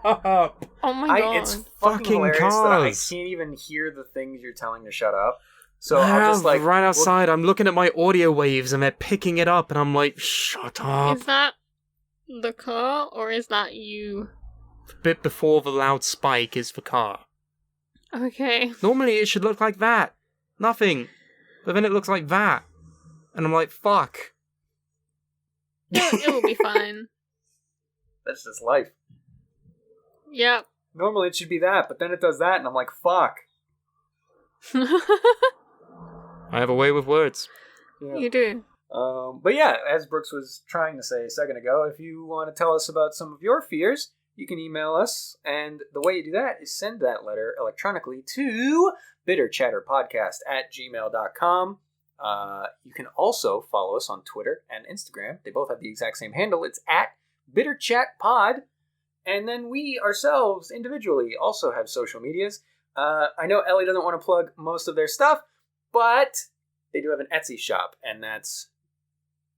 What is it, Brooks? It is Jelly Pop Shop, and that's jelly spelt with an I, not an IE or a Y, just an I. Not a K. Not a W. Not a P. Not or a another Z. P. Just an I. Just an I. So it's JELLI Pop Shop on Etsy. Yeah. Brooks, what are your socials? I am Strayborn on Twitter. I don't want you to follow me. If you already follow me, I want you to unfollow me. Why? Don't follow him, because then you can probably find me, and I don't want you to. Follow Brooks and then stop there. I am also on TikTok. I am also Strayborn. There you Don't go. follow me there. I post no good content. It is... If you follow me there, I want you to unfollow me. It is such an experience doing a public podcast with a hermit. Wait, is that me or Ellie? Both. Why am I a hermit? I'm not a hermit. I'm just hyper aware of everything I enjoy. We would not have this conversation if you just plugged your socials and then we were done. That ain't gonna happen. So, you can follow me on different places. I have a Twitter, an Instagram, and a TikTok. They're all the exact same handle. It's @thatguy_Carmine. I tweeted since the last episode, so that's something. I gotta do Instagram next. I don't know what to put on there. Post a picture of a salad, I will not do that. but make it an actual salad, not like a fake salad. What would I even... What is a fake salad? Egg salad. Please stop. Fruit Please stop salad. talking. Post a lovely picture of you and your partner. Yeah, could do. Could Yeah. You know, do. Yeah. power couple. Just not with egg salad. Shush. Or fruit salad. Shush. Or any other kind Okay, of fake I'm salad. announcing it now. My Instagram will only be pictures of egg salad. Yay! You fucking wouldn't. You wouldn't dare. Please just do it. to annoy Brooks. Please do it. You're please. too lazy. Yeah, you're probably Yeah, right. yeah, As I'm fuck you. Googling egg I will salad. source images for you to post a 10 photo carousel of egg salad. Add to photos this image of egg salad, and I'll put Mhm. it on Instagram. Instagram. This is a lone incident. This isn't gonna happen beyond this. Just gonna resize the image I'll a just- bit oh, and I caption will. egg salad. Okay, and share. It's uploading officially in a couple seconds on my Instagram. Okay, do it again tomorrow, you fucking coward. I fucking will, dick. Yeah? Good. Yeah, You better. that's what this is gonna be now. Why? I'm the egg salad boy. Yee! That's not a fucking salad. Don't It's add egg. it to your story. Fuck. It is done. I hate both of you. Thanks for listening, everybody. We'll see you on the next episode. Everyone go away. Bye.